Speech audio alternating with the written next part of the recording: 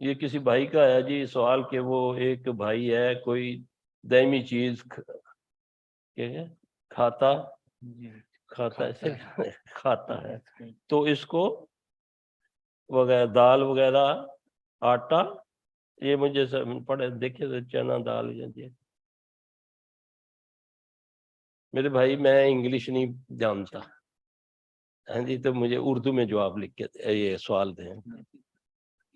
ایسے ہی 2 لفظ بول کے بتاؤں میں بڑا پڑھا لکھا ہوں ہاں جی یہ میں ایسے بندوں کو احساس کمتری میں دیکھتا ہوں جو اپنی زبان چھوڑ کے دوسروں کی زبانوں میں کرتے ہیں جی شیخ یہ سوال ہے کہ یہ کچھ چیزیں ہیں جیسے دال چنا تل وغیرہ کھاتا ہے تو اس کو ریئیکشن ہو جاتا ہے الرجی تو کیا یہ بھی شیاطین کی وجہ سے؟ ہمارے پاس مریض آتے ہیں جی وہ کہتے ہیں بعض کہ ہم گندم نہیں کھا سکتے کوئی کہتا ہے میں فروٹ نہیں کھا سکتا کوئی کہتا ہے میں زیتون نہیں پی سکتا ہاں جی تو میرا ایمان ہے کہ قرآن ہر بیماری کی شفا ہے بشرطے کہ میں ظالم نہ ہوں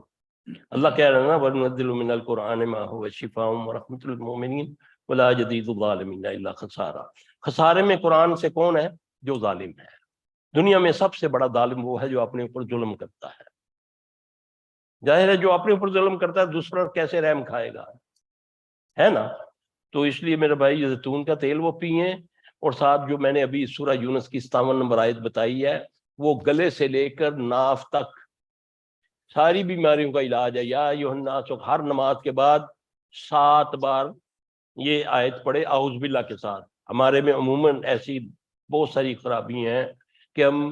جب بھی قرآن شروع کرتے ہیں کوئی آیت جیسے آیت الکرسی لوگ پڑھتے ہیں تو بغیر اعوذ باللہ کے شروع کر دیتے ہیں لاکھ بار بھی پڑھو اس کا فائدہ نہیں ہوگا ایک بار اعوذ باللہ کہتے کیوں اللہ فرماتے ہیں فَإِذَا قَرَأْتَ الْقُرْآنَ فَاسْتَعِذْ بِاللَّهِ مِنَ الشَّيْطَانِ الرَّجِيمِ یہ حکم ہے عرض نہیں ہے